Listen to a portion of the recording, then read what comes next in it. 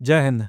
कुछ दिन पहले ही यूएसए ने इंडिया के लिए न्यू एम्बेसडर की अपॉइंटमेंट अनाउंस की थी एंड अब इसी अपॉइंटमेंट की कंफर्मेशन के लिए सेनेट हियरिंग हुई है। बाय द वे ये है सर्जियो गोर और अब इंडिया यूएस रिलेशंस यही संभालेंगे। इस सेनेट हियरिंग में इन्होंने भारत को लेकर बहुत इंटरेस्टिंग बातें बोली हैं। India is a strategic partner, India US relations is very strong, Bharat का मार्केट बहुत बड़ा है, फेयर ट्रेड करना होगा भारत को। बट फिर वही जो अब तक यूएसए करता आया है, रशिया से ट्रेड बंद करना होगा। रशियन ऑयल अगर परचेस करोगे तो सेकेंडरी टैरिफ्स और बढ़ाएंगे, और जो प्रपोज्ड टैरिफ थे वो तो 500% थे, लेकिन ट्रंप ने अभी सिर्फ 25% लगाए हैं। तो जो भी कंट्री रशियन ऑयल परचेस करना कंटिन्यू करती है उस पर और ज्यादा टैरिफ्स लगाएंगे। देखिए, अब यूएसए सिर्फ इंडिया को वार्निंग नहीं दे रहा है, बल्कि ट्राई कर रहा है कि और भी अलग अलग तरीकों से भारत पर टैरिफ्स लगाए जाएं। और टैरिफ्स तो शब्द ही गलत है, ये लोग कहते हैं सैंक्शंस लगाए हैं हमने। एंड रिपोर्ट्स तो ये भी आई हैं कि डोनाल्ड ट्रंप ने यूरोपियन यूनियन को भी कहा था कि भारत पर 100% टैरिफ लगाओ, बट यूरोपियन यूनियन ने मना कर दिया। और अब ट्रंप G7 कंट्रीज को प्रेशराइज करेंगे टैरिफ्स बढ़ाने के लिए भारत पर। सब कुछ डिस्कस करेंगे हम इस वीडियो में। काफी इंटरेस्टिंग वीडियो होने वाली है। Welcome to geo politics with Harsh. मैं हूं हर्ष गुर्जर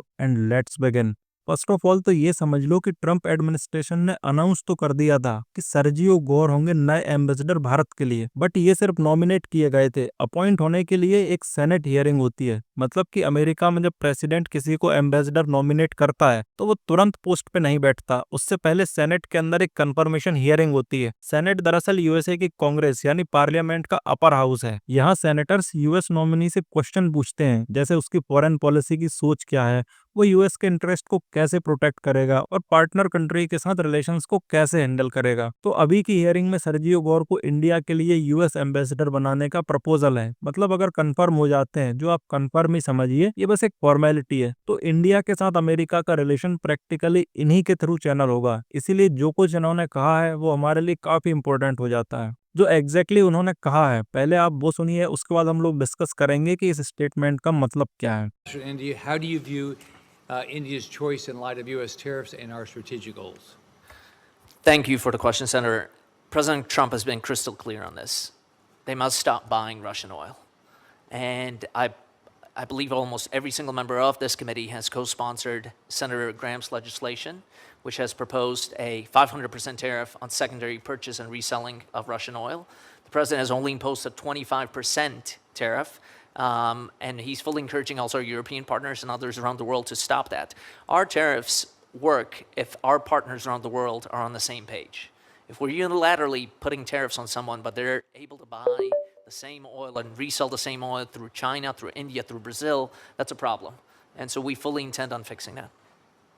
देखिए दोस्तों, अमेरिका की जो करंट अप्रोच है वो एकदम डायरेक्टिव स्टाइल में है। जैसे ये कहना कि India must stop buying Russian oil, मतलब हम जो बताएंगे वही आपको करना होगा। यूएस को ये समझने की जरूरत है कि इंडिया एक सोवरेन नेशन है और अपने नेशनल इंटरेस्ट के हिसाब से ही डिसीजन लेगा। अगर हमें चीप ऑयल रशिया से मिलता है और उससे हमारी इकोनॉमी स्टेबल होती है तो उसका फैसला भारत करेगा, वॉशिंगटन नहीं। अमेरिका को समझना होगा कि इंडिया के लिए प्रायोरिटी एनर्जी सिक्योरिटी है, ना कि सिर्फ यूएसए की स्ट्रेटेजिक कैलकुलेशंस। आज के ग्लोबल ऑर्डर में कोई भी कंट्री ब्लाइंडली ऑर्डर्स फॉलो नहीं करती, और फिर इंडिया जैसा इमर्जिंग पावर खुद अपने टर्म्स डिफाइन करता है। सर्जियो गोर ने एक और इंटरेस्टिंग पॉइंट रेस किया कि इंडिया की मिडिल क्लास पॉपुलेशन आज यूएसए की टोटल पॉपुलेशन से कहीं ज्यादा हो चुकी है, और ये अमेरिका के लिए एक मैसिव इकोनॉमिक अपॉर्चुनिटी है। अगर इंडिया अपने ट्रेड बैरियर्स और कुछ प्रोटेक्शनिस्ट पॉलिसीज को रिलैक्स करे तो American oil, LNG, pharmaceuticals, AI technology और क्रिटिकल मिनरल्स जैसे सेक्टर्स के लिए इंडिया एक नेचुरल मार्केट बन सकता है।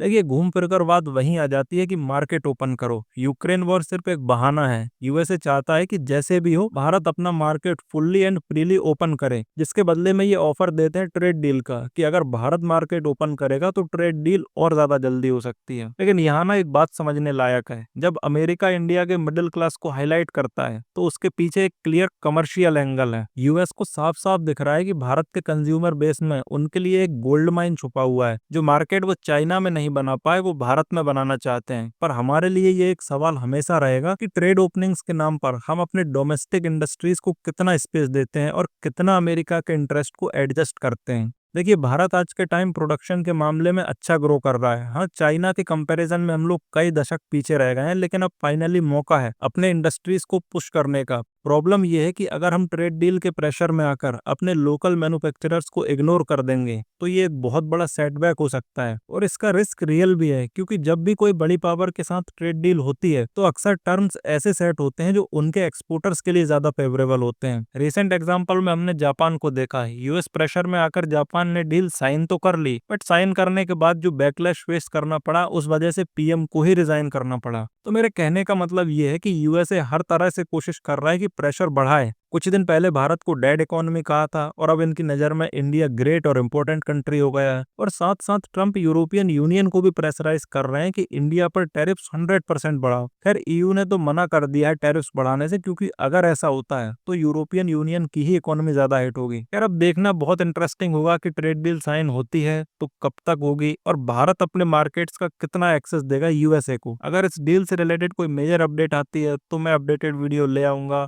But for the time being, this was all from my side. Thank you for watching. This is Harsh Gurjar signing off.